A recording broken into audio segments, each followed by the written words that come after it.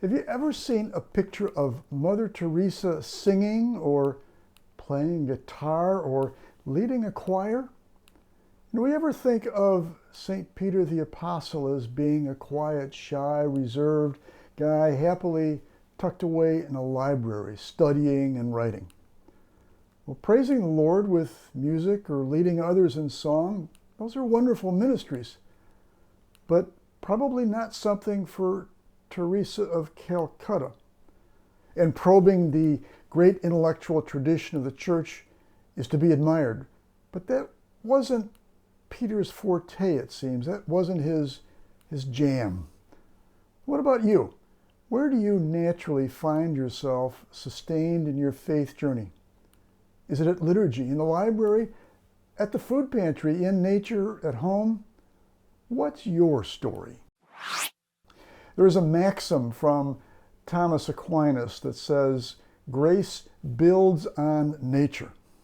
Now, likely his words are better translated as grace perfects nature. I mention this in connection with trying to figure out our own spiritual style. If we accept that grace builds on nature, our own natures, that God works with us as we are at the moment, then we avoid the frustration of trying to be something we're not. For example, although I do love listening to music, I've never learned to play an instrument, and some say that my singing out loud at liturgy has caused some to lose their faith.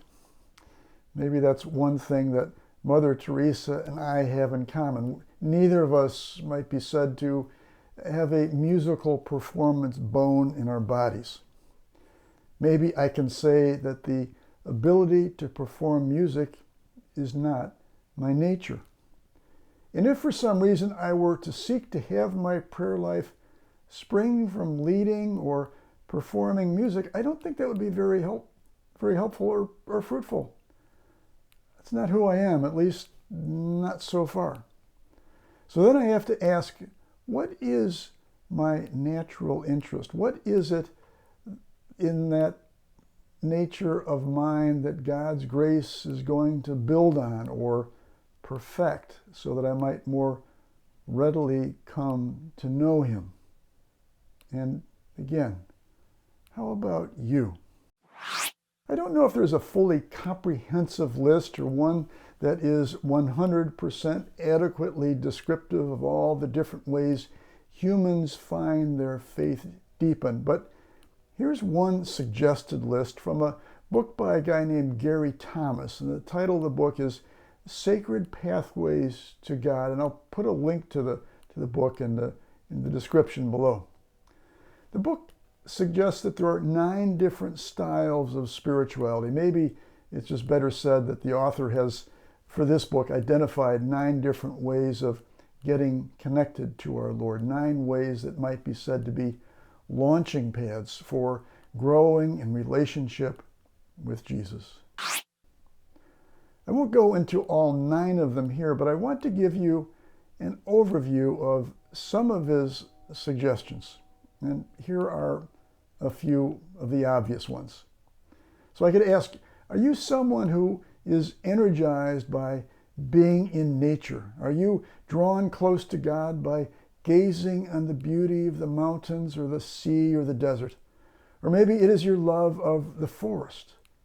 If so, embrace that and give praise to God for His blessings. Let nature draw you to the Lord. Or maybe you are one who is moved deeply by liturgy and find your heart soaring at, say, the Mass or Eucharistic adoration.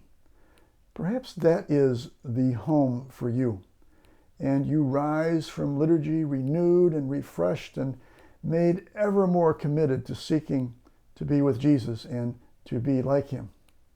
Or here's one more. I mentioned Mother Teresa at the beginning of this video. Might it not be that Mother Teresa was charged and lifted up by her work among the poorest of the poor? Might that not be the case for her? She understood Jesus' teaching about serving others and knew this in a way few of us do. True, Mother Teresa didn't lead a praise and worship band, but her life in serving the poor has captured the imagination of literally millions of people on this earth. I would hazard a guess that Teresa found her niche, so to speak, and it was a life rising out of that service that gave her the ability to endure in her difficult work. And St. Peter, although not known as a scholar, he was perhaps one whose generous leadership resulted in his martyrdom. He had to spring from the affirmation he received from our Lord. Peter lived his life with boldness, and it allowed him to surrender it to the Lord. And all of this being said, this video is a call for us to discern our own style, our own natural inclination as to how we want to pray. If we want grace to perfect and build on our nature, we have to know what our nature is. If I yearn for God, whom shall I tell him is looking for him? The next video will be a deeper dive into the 9 paths to God. Tune in for that, and be sure to subscribe and click the alert bell so you'll receive notice of that next video. In your unique journey, may God bless you and keep you safe. Thank you for watching.